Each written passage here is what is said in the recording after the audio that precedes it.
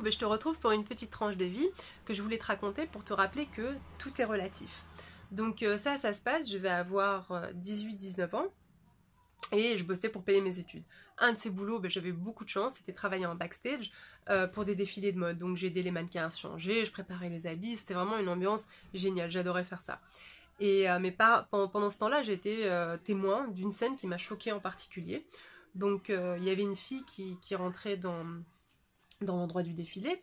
Et donc il y a la bonne femme qui s'occupe du défilé qui la regarde et qui fait « Ouh, elle est grosse celle-là ». Je regarde la fille, je dis elle faisait plus d'1m80, maximum 36, 16 ans, elle était toute fine, elle avait des toutes petites courbes juste là où il faut, elle était magnifique. Donc la fille reste stoïque, elle avance, elle va voir la bonne femme dit « Bon, ça va pas aller, mais on va quand même essayer ». Elle se déshabille, elle essaye des habits qui effectivement étaient un tout petit peu trop petits pour elle. Donc il y a la bonne femme qui la regarde et qui dit « Mais je ne comprends pas comment on m'a envoyé ça. » Je regarde, je me dis, la bonne, elle se ramasse tout ça dans la tronche et tu vois qu'elle encaisse, en fait, elle se rhabille et elle part. Moi je regarde ça et je me dis mais ça doit être chaud. Elle a 16 ans, elle est en train de se construire et elle se ramasse des critiques comme ça. Donc voilà, c'est pas toujours facile d'être mannequin. Et jamais on ne parle comme ça à quelqu'un, faut faire attention quand même. Et ce que je veux dire par là, c'est que aussi, tout est relatif. Moi, disons à cette époque-là, je faisais 1m75, ouais, ça je fais toujours, mais je faisais du 38 et j'étais assez sportive. Donc j'étais dans la moyenne mince même. Après une semaine passée entourée de ces filles, des mannequins, etc., quand je rentrais chez moi et que je me regardais dans la glace, je me trouvais énorme. J'avais l'impression en fait que j'étais obèse. C'était vraiment, il me fallait un mois à peu près pour m'en remettre.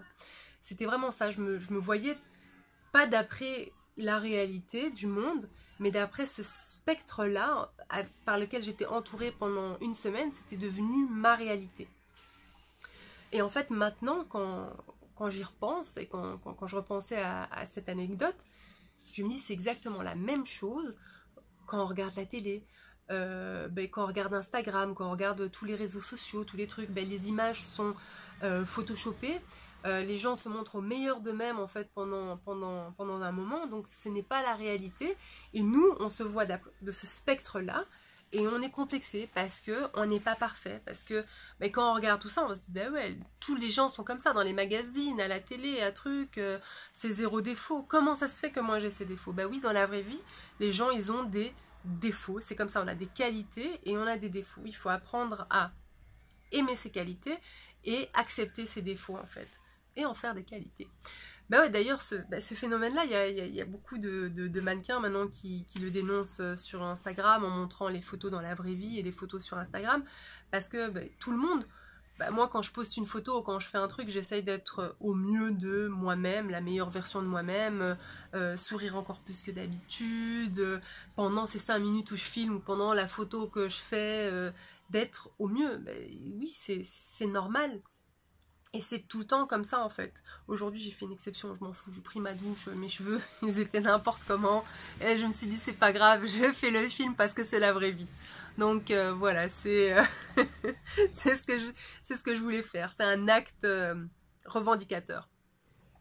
Donc voilà, c'est comme ça, il faut faire attention en fait à ne pas changer notre vision.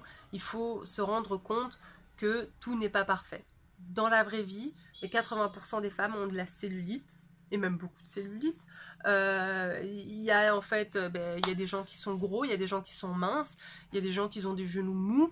Dans la vraie vie, en fait, on a de l'eczéma, dans la vraie vie, on a des vergetures, dans la vraie vie, on a des gros bras, dans la vraie vie, on a des taches de pigmentation sur le visage ou ailleurs, dans la vraie vie, on a des cheveux gris, dans la vraie vie, on a des vergetures, dans la vraie vie, on a des varices, dans la vraie vie, on a des bourrelets dans le ventre, dans la vraie vie, on a des pieds plats, on a des pieds creux, dans la vraie vie on a des ongles incarnés, dans la vraie vie on a beaucoup de choses, dans la vraie vie on n'a pas que des qualités, dans la vraie vie on a des qualités et des défauts. Donc voilà, et c'est comme ça dans la vraie vie, il faut s'aimer comme ça et arrêter de vouloir être parfait parce que la perfection ça n'existe pas. sauf sur Photoshop. Et voilà, c'était en fait la petite leçon que j'ai tirée en me rappelant de cette tranche de vie, et je voulais la partager avec toi. Donc le message, c'est vraiment aime-toi, regarde-toi dans la glace, regarde tes qualités et regarde tes défauts, parce qu'ils sont peut-être pas si mal que ça, et apprends à les apprécier, parce que c'est comme ça. Fais quand même tout pour être la meilleure version de toi-même, mais même la meilleure version de toi-même, elle sera pas parfaite, parce que c'est toi, on est comme ça, on est des êtres humains. Même ces gens qu'on voit, ces stars de ciné, ces stars de YouTube, ces stars d'Instagram, dans la vraie vie, elles sont pas tout le temps parfaites. C'est une tranche de vie en fait qu'on voit, où on essaye d'être le mieux possible, mais c'est pas la vraie vie. Dans la vraie vie, on a les cheveux qui piquent. Dans la vraie vie, on a des taches d'eczéma. Dans la vraie vie, on a les ongles mous. Dans la vraie vie, quoi. Accepte la vraie vie, aime-la. Et voilà, je te fais des gros bisous et j'espère te voir bientôt.